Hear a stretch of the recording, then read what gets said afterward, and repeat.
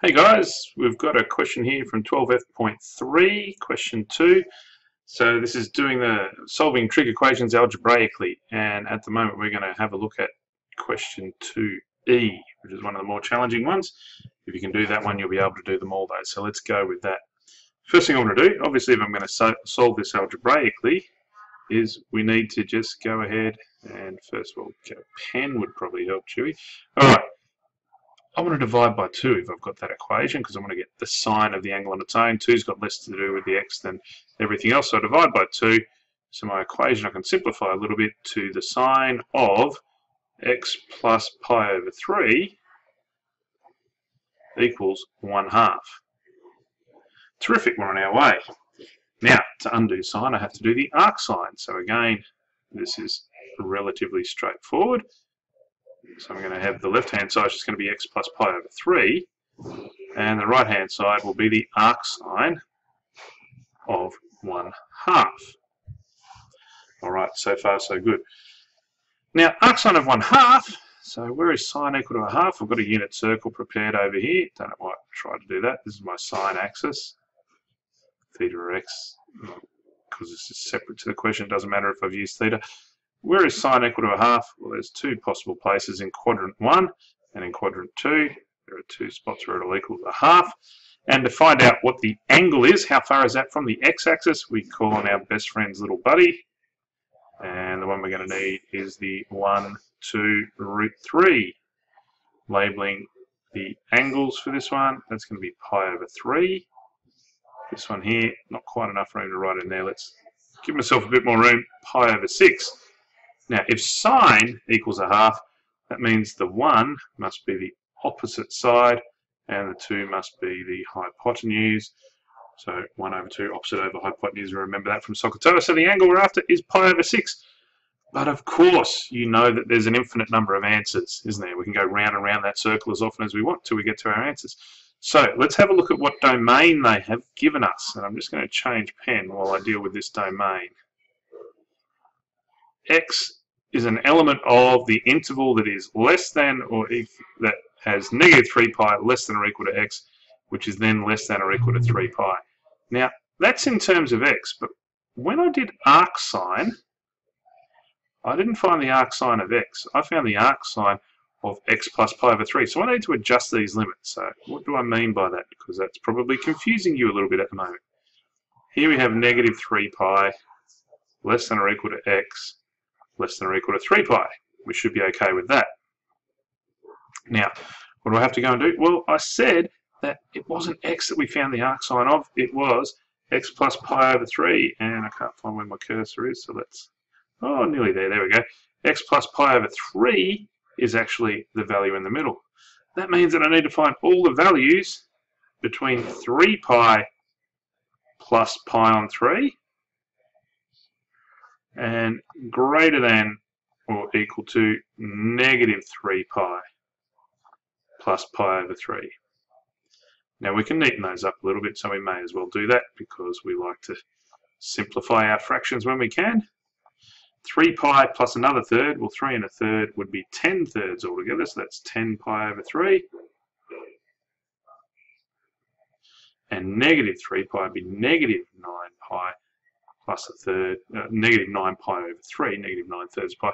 If I add one of that, I've got to go from negative 8 pi over 3.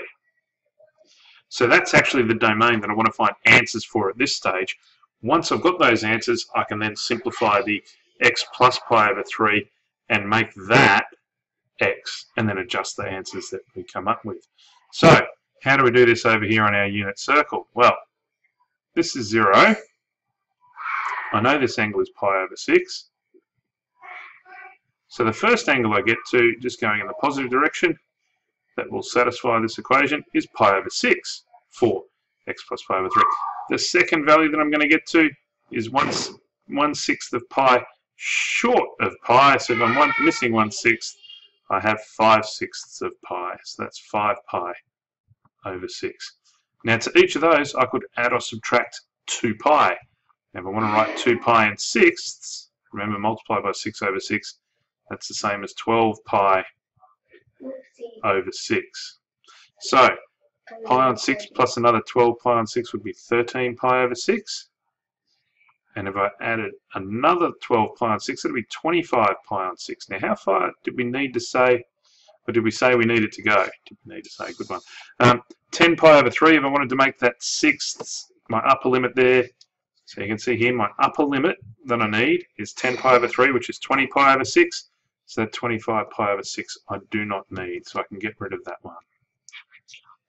Now, on the left, what about if I'm going backwards? If I subtracted 2 pi, so subtracted 12 pi on 6, the next one would be negative 11 pi over 6. And if I subtracted another 12 pi on 6, I'd be at negative 23 pi on 6. Well, negative 23 pi on 6, I think it could be 16, so that would be way too much. But negative 11 pi over 6 is bigger than negative 16 pi over 6, so we're okay. So they're the ones I need. Yes, my daughter's confused and also trying to interrupt the recording. Say hello to Rosie. Oh, she's running away now. I thought she might. Okay, the last ones that we need. 5 pi on 6, if I add 12 pi on 6, I get to 17 pi over 6. Is that still within my upper limit? Remember, 10 pi on 3 would be 20 pi on 6, so that's okay. What's the other possible value that I needed there? The other value that I would need is if I did 5 pi on 6 minus 12 pi on 6, I get to negative 7 pi over 6. What's our lower limit? Our lower limit down here is negative 16, so that's okay.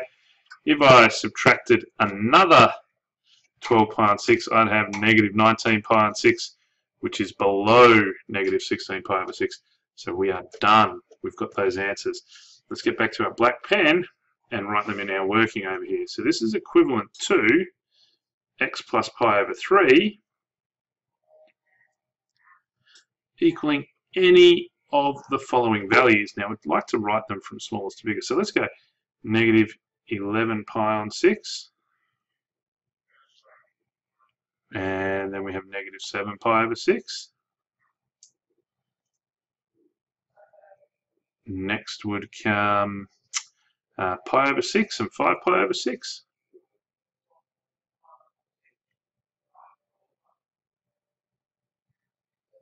And finally, 13 pi over 6 and 17 pi over 6.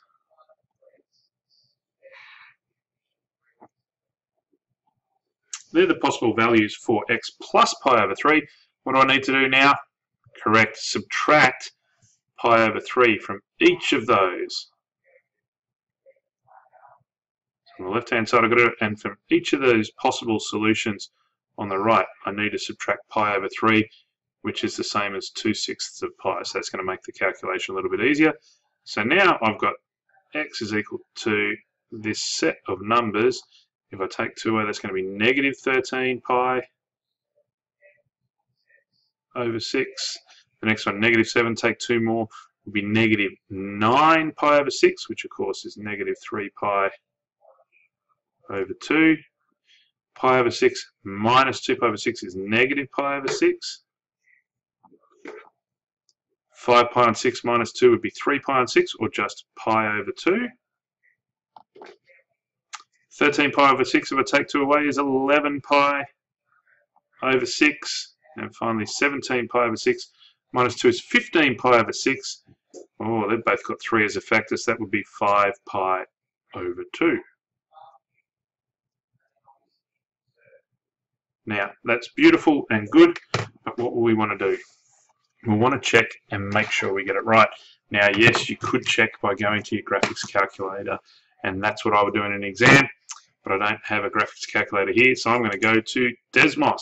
Oh, look, that's where the question was posted. Yay. Now, let's try and resize this so Desmos actually fits in where you can see it. That should help a little bit. And what was the question that we were doing? It was 2 sine x plus pi over 3 equals 1. Go back to Desmos. 2 sine x plus pi over 3. So I'm going to have y equals that. And then I'm going to have the second equation, y equals 1. And we're going to see where they intersect. Negative 13, negative 3 pi over 2, negative pi over 6, pi over 2, 11 pi over 6, 5 pi over 2, 1, 2, 3, 4, 5, 6. Are they the same answers that we got? Negative 13 pi over 6, negative 3 pi over 2, negative pi over 6, pi over 2, 11 pi over 6, and 5 pi over 2.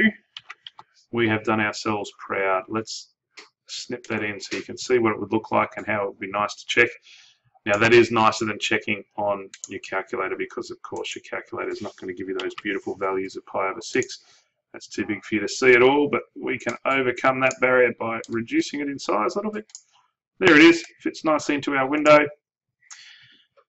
We've gone and we've solved the equation from negative 3 pi to 3 pi. What are the possible solutions? Well, they're negative 13 pi over 6, negative 3 pi and 2, negative pi and 6, pi over 2, 11 pi over 6, and 5 pi over 2. I hope that helps with that one. The others are no more difficult than that, and once you do a few of these, you'll find they're actually pretty easy. Have some fun, good luck, and I'll see you in the next video. Cheers.